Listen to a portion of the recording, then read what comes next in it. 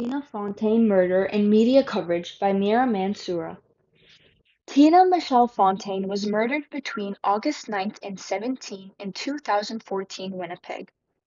Tina's murder highlighted big systemic problems in Canada's treatment of Indigenous women and girls, and galvanized calls for government reforms in Manitoba's care of youth, as well as media coverage when it comes to Indigenous people.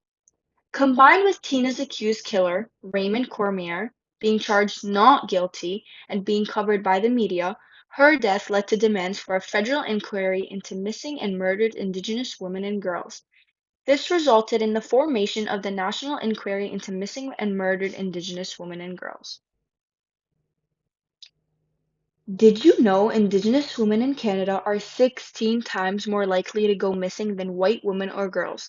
But it all gets covered up just like how Tina Fontaine's murder was. After the jury reached a verdict for Tina's case, within minutes, Carolyn Bennett, which is the federal Crown Indigenous Relations Minister, tweeted, "Tina's is a tragic story that demonstrates the failures of all the systems for Indigenous children and youth on every level, and we need to fix this issue. Native women go missing and murdered at a higher rate than any other ethnic group.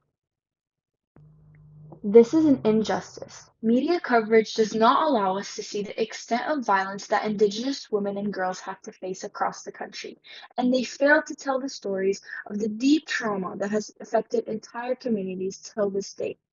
The missing women and girls were mothers, daughters, sisters, and only children, just like how Tina was. But media coverage fails to show awareness to this matter because they only allow us to see what they want to be seen, and they hope for people to forget these issues as time goes on. It acknowledges trauma and injustice and calls for the truth to be told.